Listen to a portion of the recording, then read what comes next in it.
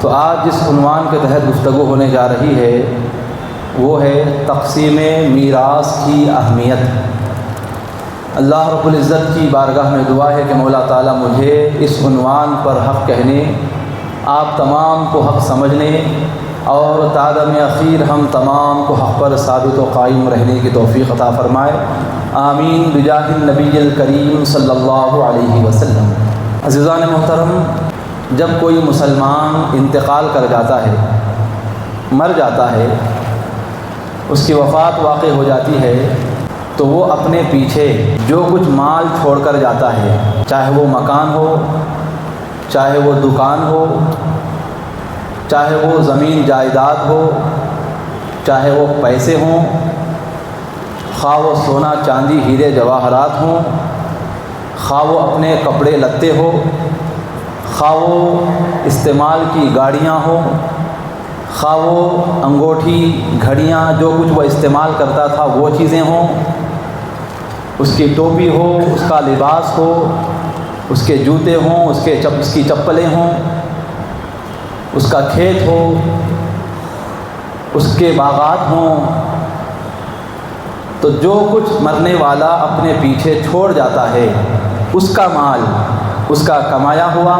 یا وہ مال جو اس کی ملکیت میں تھا جب تک وہ زندہ تھا، جن چیزوں کا وہ مالک تھا، ایسی تمام چیزیں، خواہ وہ اعلیٰ اور عمدہ چیزیں ہوں یا گھٹیا چیزیں ہوں، بہتر سے بہتر چیزیں ہوں یا بیکار سے بیکار چیزیں ہوں، مال جو کچھ اس نے چھوڑا ہے مرنے والے نے، اس مال کو ترکہ کہا جاتا ہے۔ کیا کہا جاتا ہے؟ ترکہ۔ اور اسے شریعت کی زبان میں اس چھوڑے ہوئے مال کو میراث کہا جاتا ہے۔ کیا بولا جاتا ہے؟ میراث۔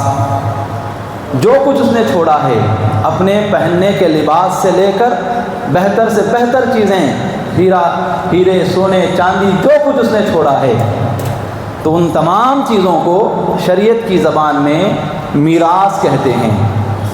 اور یہ جو میراث ہے، شریعت نے اس مال میراث میں، اس ترکے میں کئی حقداروں کا حق مقرر فرمایا ہے۔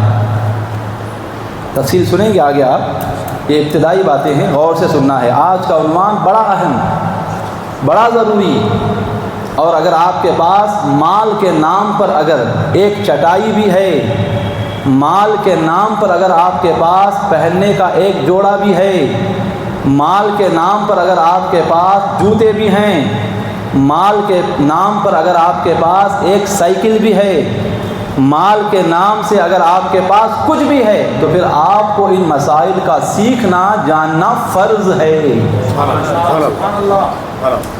اب اس مال میراث کے جو حقدار ہیں، شریعت کے اعتبار سے، شریعت کی نظر میں جو اس مال کا حصہ پانے والے ہیں، شریعت کے اعتبار سے، ایسے تمام لوگوں کو وارث کہا جاتا ہے۔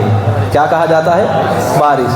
ایک ہے میراث، جو مال اس نے چھوڑا، اس مال کا جو حقدار ہے اسے وارث بولا جاتا ہے۔ اب جو مرنے والے نے میراث چھوڑی ہے، اسے شریعت کی زبان میں مورث کہتے ہیں۔ کیا کہتے ہیں؟ مورث۔ یہ سمجھ گئے آپ تین باتیں؟ مورث، میراث اور وارث۔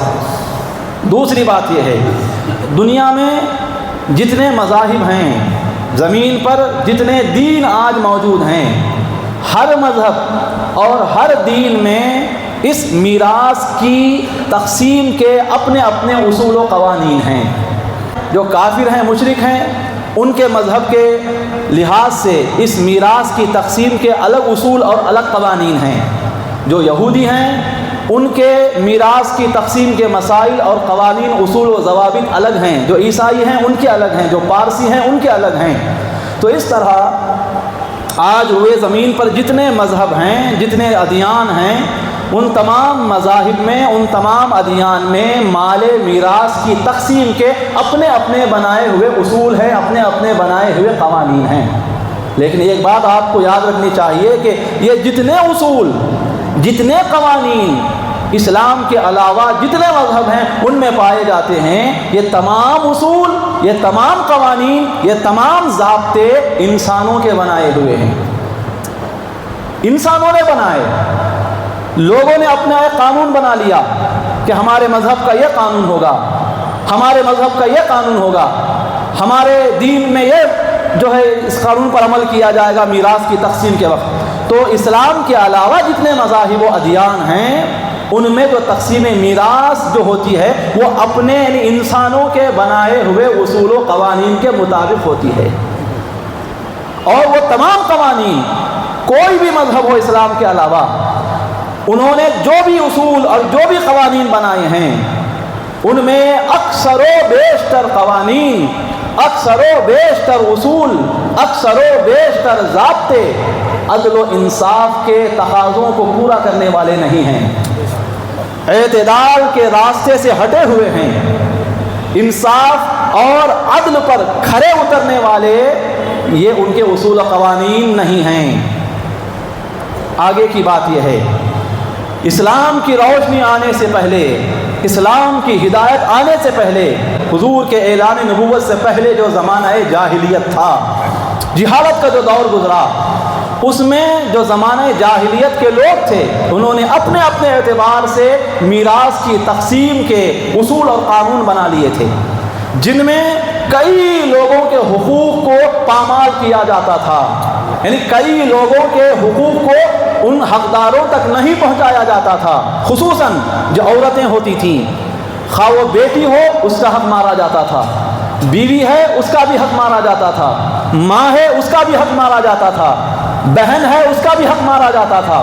تو عورتوں کو میراث کا حصے دار اور حقدار ہی نہیں سمجھا جاتا تھا۔ کب؟ زمانہ جاہلیت میں، اسلام کی تشریف لانے سے پہلے میراث صرف مردوں کا حق ہے، میراث میں مرنے والے کے ترکے میں عورتوں کا کوئی حق نہیں ہے۔ یہ تصور اور یہ قانون اور یہ ضابطہ زمانہ جاہلیت میں زمانہ دراز تک چلتا رہا، صدیاں گزر گئیں اس قانون پر عمل کرتے ہوئے، اور ساتھ ساتھ جہاں عورتوں کے حقوق کو پامال کیا جاتا تھا وہیں پر جو یتیم بچے ہوا کرتے تھے، جن کے ماں باپ کا سایہ سروں سے اٹھ جاتا تھا، اور ان کے ماں باپ نے اگر اپنے پیچھے کچھ وراثت، کچھ مال، کچھ ترکہ، کچھ وراثت اگر چھوڑی ہوتی، چھوڑ کر مر جاتے، تو پھر جو دیگر رشتہ دار ہوتے، مرنے والے کے دیگر جو خاندان کے لوگ ہوتے، وہ یتیموں کو خود ان کے ماں باپ کا حق جو ہے ان یتیموں کو نہیں دیا کرتے تھے،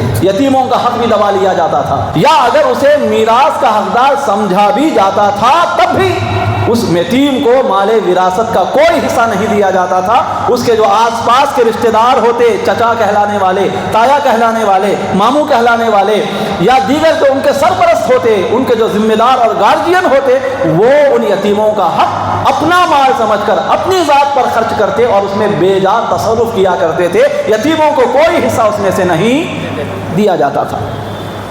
اور تیسری بات یہ تھی زمانے جاہلیت میں کہ جہاں عورتوں کے حقوق کو پامال کیا جاتا تھا، یتیموں کا حق دبا لیا جاتا تھا، اسی طرح مرنے والے کی جو میراث ہے، ترکہ ہے، اس ترکے کا اگر کوئی نابالغ بچہ یا بچی اگر کسی اعتبار سے حقدار بنتا، اس کا بیٹا ہونا ہی ضروری نہیں، کوئی دوسرا بھی اگر نابالغ ہوتا، چھوٹا بچہ یا بچی ہوتی، تب بھی ان نابالغوں اور ان چھوٹے بچوں اور بچیوں کے حقوق کو بھی ان کے سپرد نہیں کیا جاتا تھا، ان کا حق بھی مار لیا جاتا تھا۔ اور چوتھی بات زمانے جاہلیت میں یہ تھی، عورتوں کے حقوق پامال کرنے کے ساتھ، یتیموں کا حق دبا لیے جانے کے ساتھ، اور چھوٹے نابالغ بچے اور بچیوں کا حق مار لیے جانے کے ساتھ ساتھ چوتھی بات ان میں یہ تھی زمانے جاہلیت میں کہ جو طاقتور ہوتا، جو قوت والا ہوتا، وہ کمزور لوگوں کو ان کا حق وراثت نہیں دیتا تھا۔ اپنی طاقت کے بلبوتے پر، اپنی روبداری کے بلبوتے پر، اپنی قوت کے اعتبار سے وہ کمزوروں کا حق بھی دبا لیا کرتا تھا۔ کمزور اگر پوچھنے جاتے اسے ڈرا کر، دھمکا کر، مار کر بھیج دیا جاتا، یا پھر اسے وراثت کے نام پر تھوڑا بہت کچھ دے کر اسے وہاں سے بھگا دیا جاتا تھا، اور جتنا حق ان کمزوروں کا بنتا تھا ان کمزوروں کے سپرد نہیں کیا جاتا تھا۔ طاقتور اپنی طاقت کے بل بوتے پر اس کا ناجائز استعمال کرتے ہوئے اس وراثت کے مال کو دبا لیا کرتے تھے۔ یہ ساری باتیں کب ہوتی تھیں؟ زمانہ جاہلیت میں، اسلام کی روشنی آنے سے پہلے۔ عزیزان ملت، اب اسلام آیا، حضور نے اعلان نبوت فرمایا، اب اللہ رب العزت نے قرآن کے نزول کا سلسلہ شروع فرمایا، قرآن نازل ہونا شروع ہوا۔ قرآن نازل ہونا شروع ہوا کیا مطلب؟ یعنی ہدایت کا اترنا شروع ہو گیا، ہدایت کا عام ہونا شروع ہو گیا۔ ہدایت کے ملنے کا سلسلہ جب شروع ہوا، اللہ نے قرآن کے نام پر ایسی ایسی رہنمائی اور ایسی ایسی ہدایت بھری باتیں اور اصول و قوانین لوگوں کو عطا فرمائے جو عدل و انصاف کے تقاضوں کو پورا کرنے والے تھے۔ قرآن ایسے اصول اور ایسے قوانین کو عطا کرنے لگا جس قانون پر یا جس اصول پر اگر عمل کر لیا جائے تو پھر انسانیت کا خاتمہ ہونے سے بچ جائے، انسانوں میں ہمدردی عام ہو جائے، ہر حقدار کو اس کا حق دینے کی بات اسلام کرنے لگا۔ خصوصاً اسلام نے ہر معاملے میں، ہر مسئلے میں ایسے ایسے اصول عطا فرمائے کہ جس نے افراط و تفریط کے سارے معاملات کو ختم کر دیا۔ کمزوروں کو ان کا حق دلانے کی بات کرنے لگا، خصوصاً عورتوں کے حقوق کی اسلام بات کرنے لگا، بیوی کو اس کا حق دے دیا گیا۔ اسلام نے عورتوں کو، خصوصاً بہنوں کو ان کا حق دیا، بیٹیوں کو ان کا حق دیا، ماؤں کو ان کا حق دلایا، یتیموں کو ان کا حق دلایا، اور جو چھوٹے نابالغ کمزور لوگ ہوا کرتے تھے، جو بے قوت بے یار و مددگار لوگ ہوا کرتے تھے، ان کے حقوق کو بھی اللہ نے قرآن کے ذریعے متعین کر دیا۔ اور جو ظالم ہوتے تھے، جابر ہوتے تھے، جو دوسروں کی وراثت کے حصے کو دبا لیا کرتے تھے، انہیں بھی قرآن نے بڑے سخت الفاظ میں آگاہ کیا، تنبیہ فرمائی، اور انہیں اپنے اس ظلم و ستم سے باز آنے کی تاکید فرمائی، اور باز نہ آنے کی صورت میں ان کے انجام کے برا ہونے کی خبر بھی سنا دی۔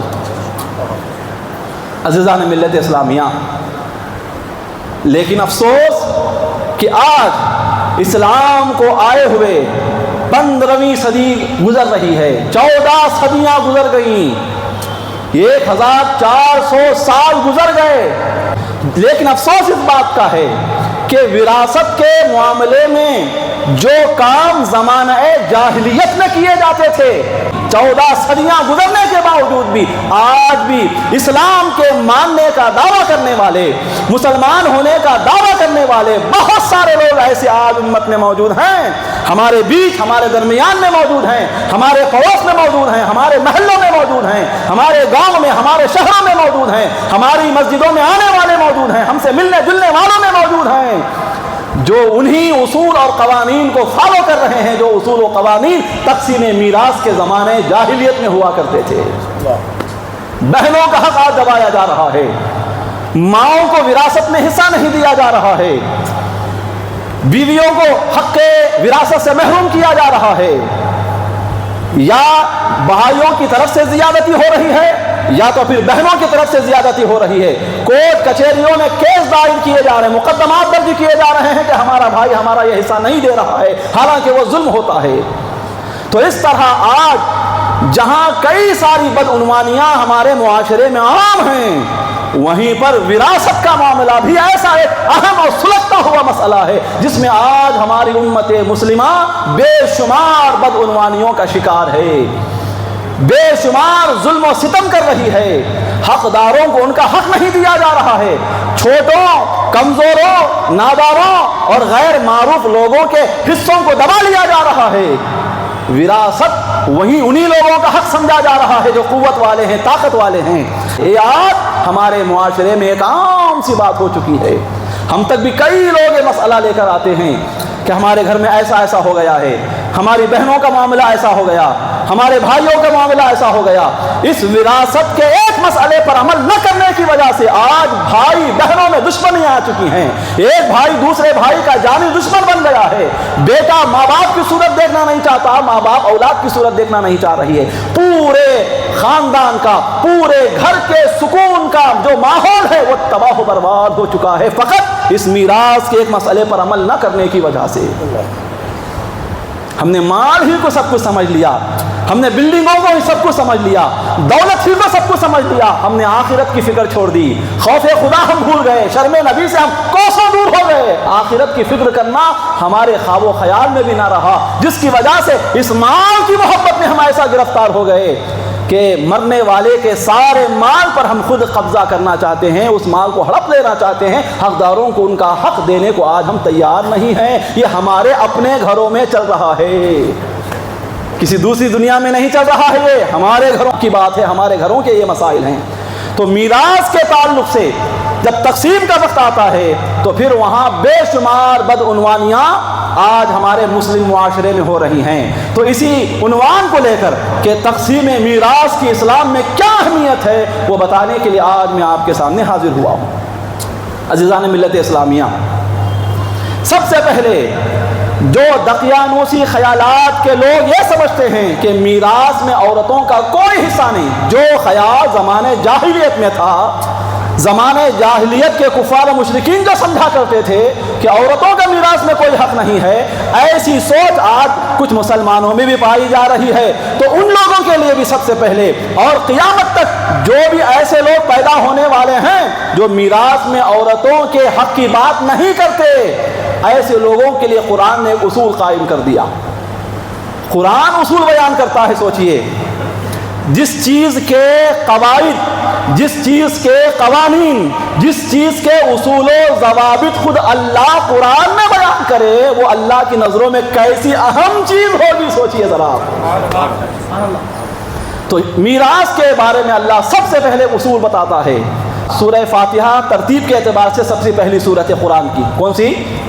اس کے بعد سورہ بقرہ، سورہ قرآن کی دوسری سورت ترتیب کے اعتبار سے سورہ بقرہ، تیسری سورت ہے سورہ آل عمران، سورہ آل عمران تیسری سورت۔ اب چوتھی سورت ہے ترتیب کے اعتبار سے قرآن کی، وہ ہے سورہ نساء، وہ ہے سورہ نساء، عورتوں کا سورہ۔ عورتوں کے نام پر اللہ نے قرآن کی ایک بہت بڑی سورت اتار دی۔ اس سورت میں آیت نمبر 7 سے لے کر آیت نمبر 14 تک آپ پڑھیں، خصوصاً 7 آیتوں میں اللہ نے وراثت کے کئی مسائل کو بیان فرمائے، وراثت کے کئی اہم اصول کو امت کے سامنے پیش فرمائے۔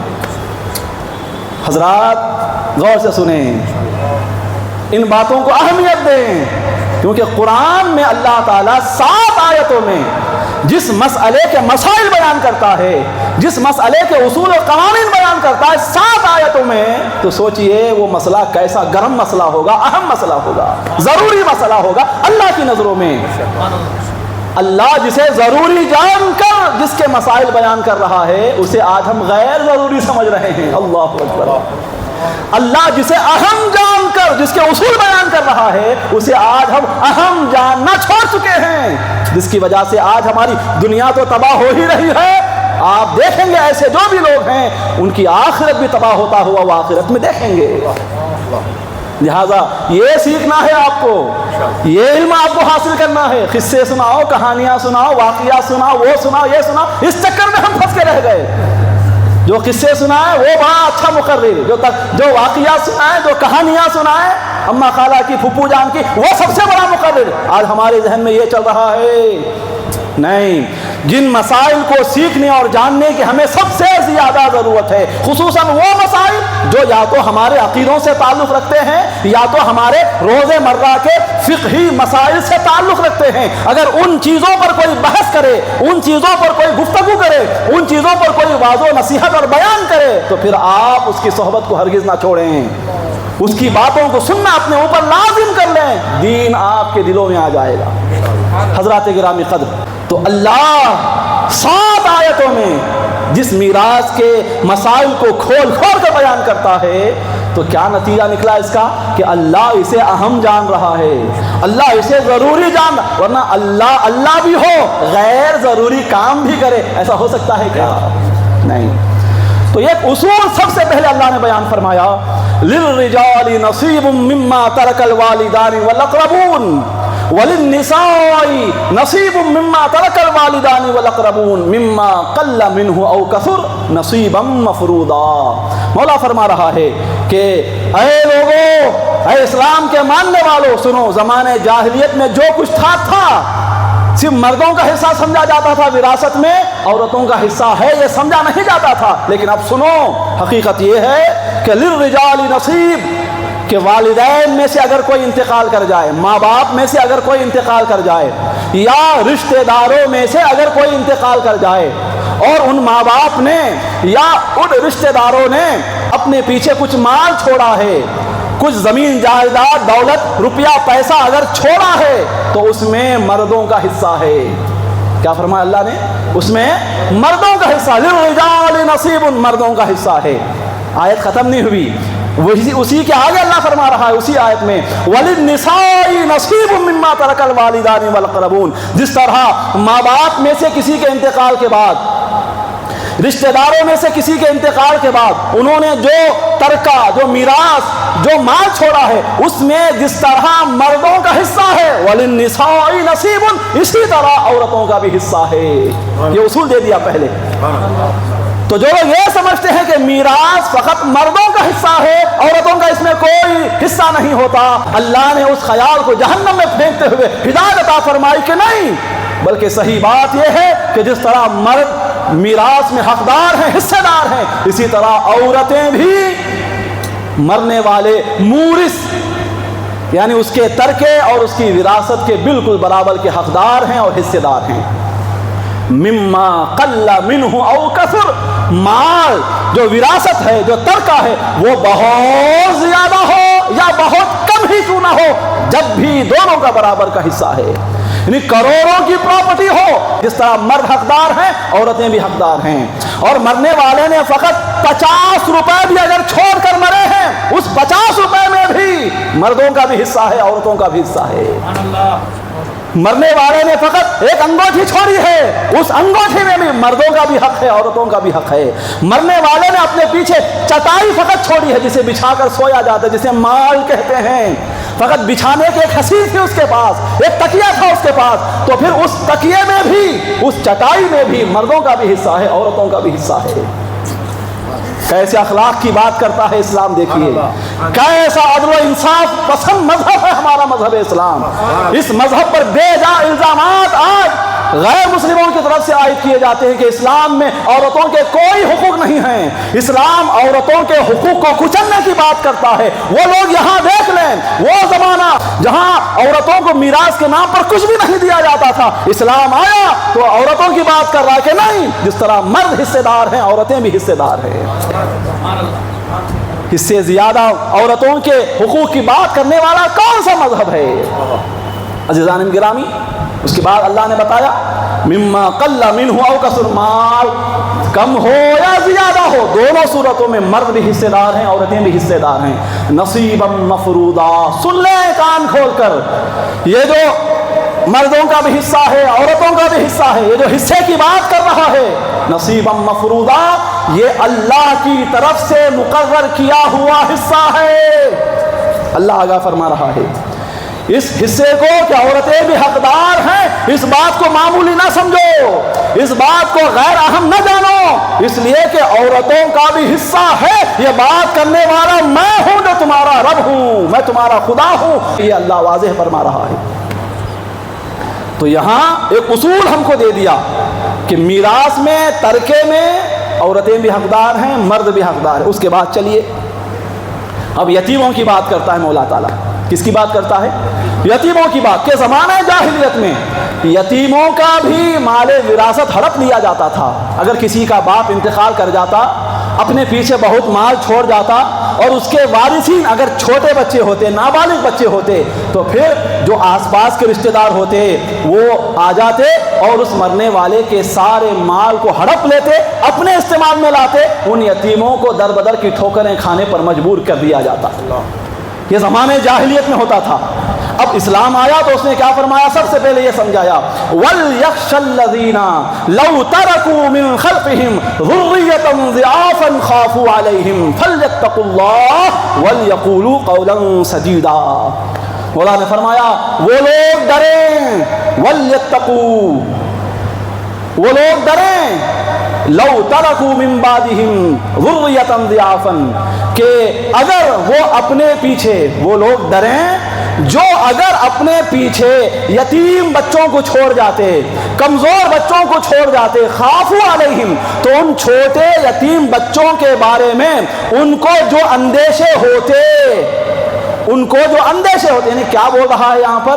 یعنی وہ یتیموں کے سرپرست یتیموں کی پرورش کرنے والے وہ ذمہ دار جو یتیموں کی پرورش کرنے کے بہانے یتیموں کا مال کھا رہے ہوتے ہیں، یتیموں کی پرورش اور یتیموں کی سرپرستی کرنے کے نام پر ان کی زمین جائیداد کو اپنے نام پر کرا رہے ہوتے ہیں، یا آئندہ اپنے نام پر ہم کرا لیں گے، یہ سوچ کر ان یتیموں کی اس مطلب پرستی کی وجہ سے ان کی پرورش کر رہے ہوتے ہیں۔ اللہ ان کو بتا رہا ہے کہ سوچو اے سرپرستو، اگر تم مر جاتے، تمہارا انتقال ہو جاتا اور تم اپنے پیچھے اگر چھوٹے بچوں کو چھوڑ کر جاتے، یتیم بچے تمہارے ہوتے، تو پھر ان کی سرپرستی کرنے والوں کے بارے میں تمہارا کیا خیال ہوتا؟ تم یہ سوچتے کہ میرے جو چھوٹے بچے ہیں ان کی سرپرستی کرنے والے میرے بچوں کی اچھی تربیت کریں، اچھی سرپرستی کریں، میں نے جو کچھ مال چھوڑا ہے وہ میری اولاد ہی پر وہ خرچ کریں، اپنی ذات پر وہ خرچ نہ کریں۔ تمہارا یہ خیال ہوتا اگر تم مر کر اپنے پیچھے مال بھی چھوڑتے، یتیم بچوں کو بھی چھوڑتے، اپنے بچوں کے بارے میں جس طرح تم فکر مند ہوتے، اپنے بچوں کے بارے میں جو اندیشے تم کو لاحق ہوتے، وہی خیال تم دوسروں کے یتیم بچوں کے بارے میں بھی کرو۔ فَلْيَتَّقُوا اللَّهَ، اللہ سے ڈرو اس معاملے میں، یتیم کا مال کھا جانے، یتیم کا مال ہڑپ لینے سے اللہ کا خوف کرو۔ وَلْيَقُولُوا قَوْلًا سَدِيدًا، ان سے درست بات کہو، ان سے سیدھی بات کرو، ان کی پرورش اچھی کرو، دیکھ بھال اچھی کرو، سرپرستی میں اگر لیے ہو سرپرستی کا پورا حق ادا کرو، ان کے ماں باپ نے جو مال چھوڑا ہے وہ مال ان یتیموں کے سپرد کر دیا کرو، انہی پر خرچ کیا کرو، اپنی ذات پر یتیموں کا مال بے جا استعمال نہ کرو۔ اللہ نے اصول بتایا۔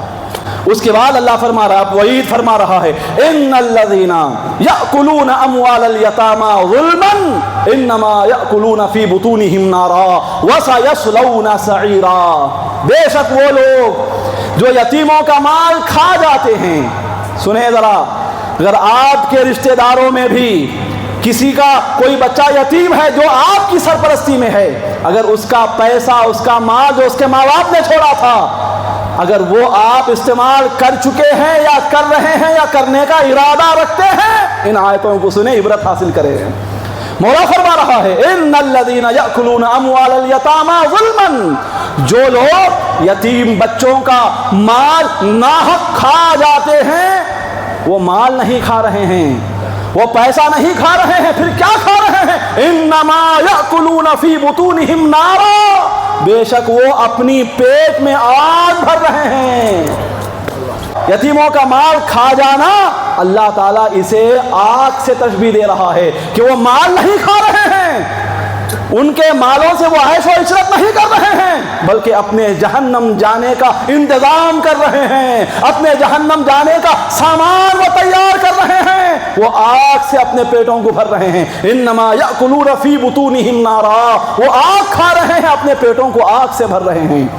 وَسَيَصْلَوْنَ سَعِيرًا، ان قریب جب سور پھونک دیا جائے گا، حساب و کتاب ہو جائے گا، تو پھر ایسے لوگوں کو جہنم رسید کیا جائے گا، جہنم میں ڈالا جائے گا۔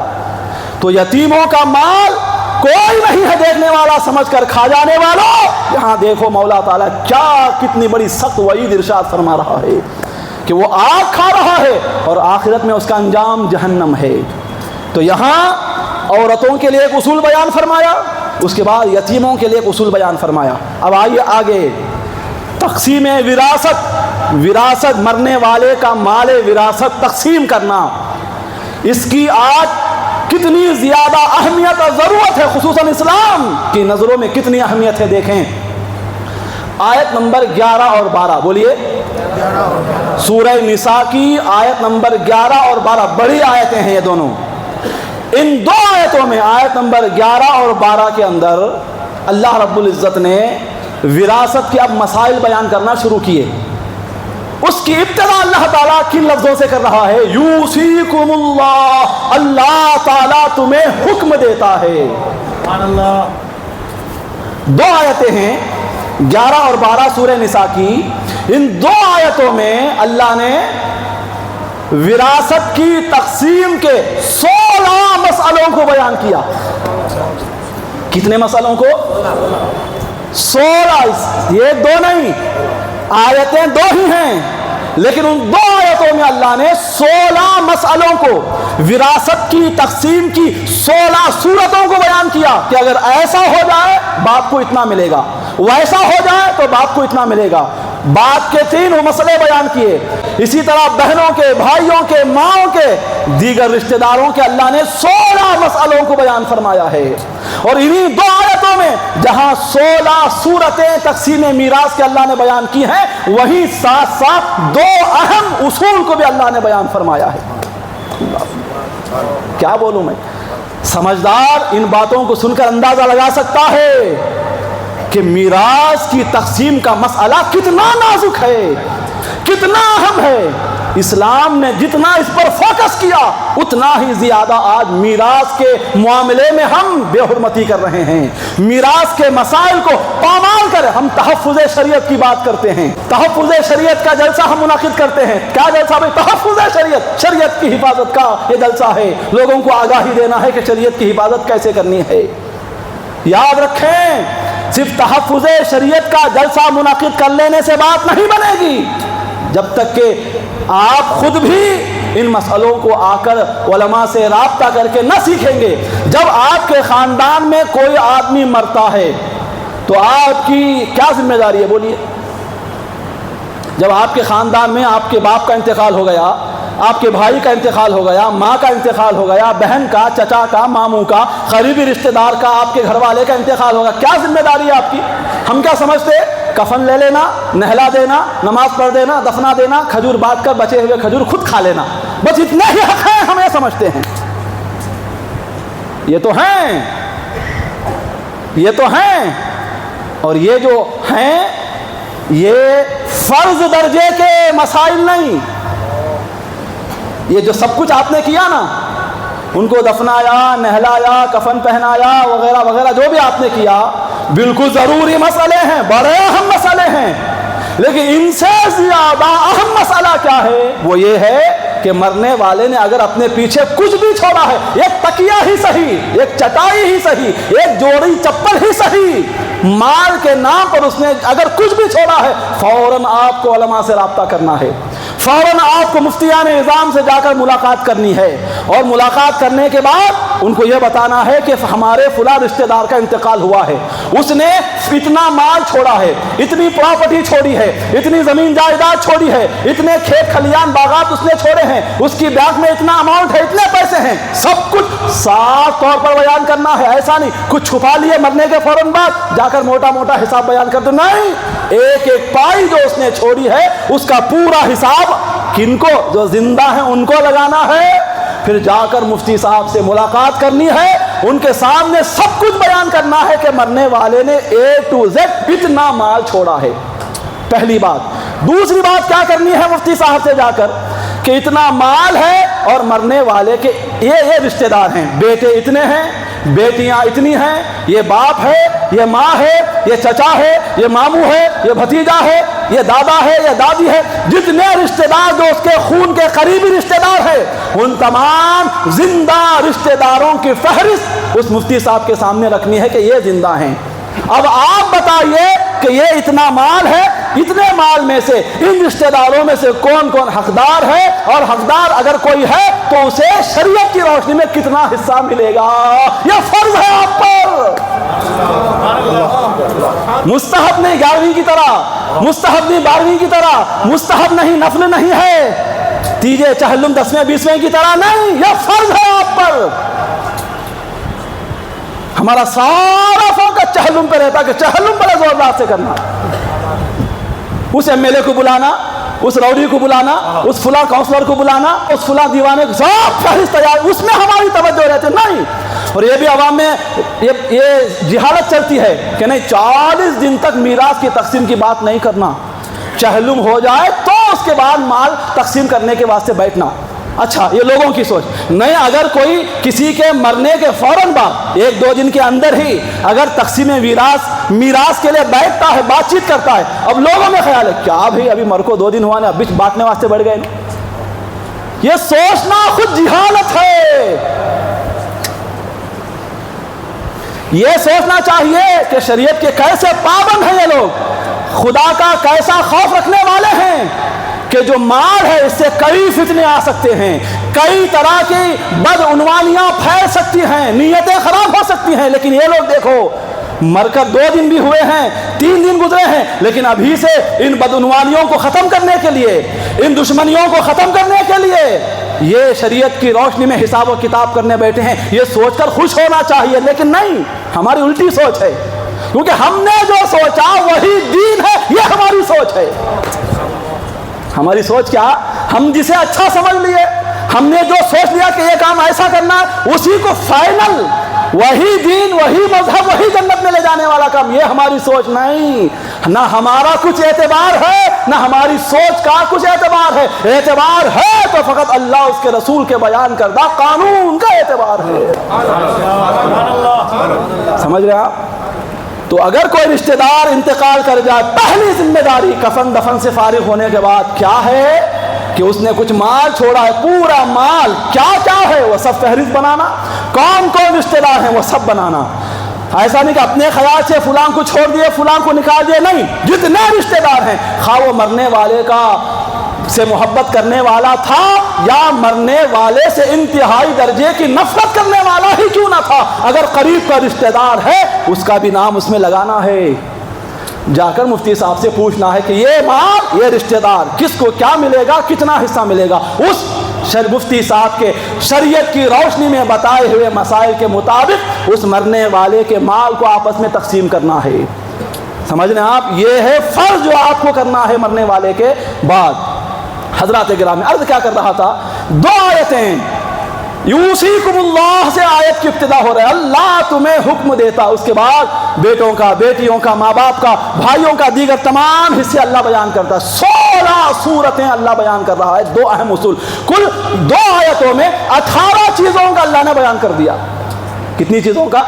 تجمل بھائی، 18 چیزوں کا۔ یہ فقط سوچنے کے لیے کافی ہے کہ میراث کی تقسیم کا اسلام میں کتنی زیادہ اس کی اہمیت ہے، اللہ اسے کتنا ضروری جان رہا ہے۔ سوچئے، جب اللہ خود کھول کر ایک ایک باریک مسئلے کو 2 آیتوں میں 16 مسئلے بیان کر رہا ہے، تو سوچئے اللہ کی نظروں میں کتنا اہم ہے وہ مسئلہ میراث کا۔ لیکن آپ کو معلوم ہونا چاہیے، اللہ اور اس کے رسول کی نظروں میں، شریعت کی نظروں میں میراث پر جتنا فوکس کیا گیا، اتنا ہی زیادہ میراث کے مسائل کی ہم کیا کر رہے ہیں، دھجیاں اڑا رہے ہیں۔ حضرات گرامی، اب اس کے آگے کی بات دیکھیے۔ اب ان 2 آیتوں میں 3 لفظ ہیں بڑے اہم اور غور کرنے والے۔ سب سے پہلے آیت کی ابتدا کس سے ہوئی؟ یوصیکم اللہ، اللہ تمہیں حکم دیتا ہے۔ پھر اس پہلی آیت میں ایک لفظ ہے فریضۃ من اللہ، کہ لوگوں میں نے جو حصے بیان کیے ہیں سنو، یہ اللہ کے مقرر کردہ حصے ہیں۔ لفظ پہ غور کریں، لفظ پہ غور کریں اور بولنے والے پر غور کریں، کون بول رہا ہے یہ؟ فریضۃ من اللہ، یہ بادشاہ حقیقی کا فیصلہ ہے۔ اس فیصلے کے خلاف نگاہ اٹھانے سے بھی اپنے انجام کی فکر کرو، اس فیصلے کے خلاف سوچنے سے بھی آخرت سے ڈرو، اللہ کے خوف و اللہ کے قہر و غضب سے ڈرو، کیونکہ فریضۃ من اللہ، یہ اللہ رب العزت کے طے کردہ مقرر کردہ اصول ہیں۔ اس کے بعد دوسری آیت میں ایک لفظ اللہ نے فرمایا ان حصوں کو بیان کرتے ہوئے، وصیۃ من اللہ، یہ اللہ رب العزت کا تمہیں حکم ہے۔ ابتدا بھی یوصیکم اللہ، اللہ تمہیں حکم دیتا ہے کہہ کر، اس کے بعد فریضۃ من اللہ، یہ اللہ کے مقرر کردہ حصے ہیں، اس کے بعد وصیۃ من اللہ، یہ اللہ رب العزت کا حکم ہے۔ یہ 3 الفاظ اتنے بڑے اہم، اتنے ضروری ہیں کہ ذرہ برابر بھی ایمان کی غیرت رکھنے والا ایک مسلمان اگر ان باتوں کو سنتا ہے تو پھر وہ میراث کے مسائل میں کسی بھی طرح کی گڑبڑی کرنے سے وہ کوسوں دور ضرور بھاگے گا، کیونکہ اللہ نہ صرف 16 مسئلے بیان کر رہا ہے، نہ صرف 2 اصول بیان کر رہا ہے، بلکہ بیان کرتے کرتے بیچ بیچ میں یہ آگاہ بھی کر رہا ہے، یہ خیال بھی دلا رہا ہے کہ یہ کسی ایسے ویسے کے مقرر کردہ اصول نہیں ہے، میراث کے اللہ کے مقرر کردہ اصول ہیں، یہ ایسے ویسے کا حکم نہیں ہے یا احکم الحاکمین رب العالمین رب مصطفیٰ صلی اللہ علیہ وسلم کا یہ حکم ہے، یہ بار بار یاد دلا رہا ہے۔ اتنی زیادہ اہمیت میراث کی تقسیم پر، میراث کی تقسیم کو اللہ نے دی ہے، تو ہمیں بھی ان مسائل کو سیکھنا ہے۔ انہی مسائل کے مطابق ہم کو اپنے جو انتقال شدہ لوگ ہیں ان کی میراث کو آپس میں تقسیم کرنا ہے۔ مزید باتیں ہیں اس کی، اور بڑی اہم باتیں آنے والی ہیں انشاءاللہ اگلی ملاقات میں عرض کروں گا۔ اللہ رب العزت کی بارگاہ میں دعا ہے کہ مولا تعالیٰ مجھے بھی آپ کو بھی کہنے سننے سے زیادہ عمل کی توفیق عطا فرمائے۔ جو ضروری فرض درجے کے مسائل ہیں انہیں خصوصاً ہمیں سیکھنے اور سمجھنے اور یاد رکھنے اور انہی کے مطابق زندگیاں گزارنے کی توفیق عطا فرمائے۔ آمین بجاہ النبی الکریم صلی اللہ علیہ وسلم۔ وما علینا الا البلاغ۔ السلام علیکم ورحمۃ اللہ وبرکاتہ۔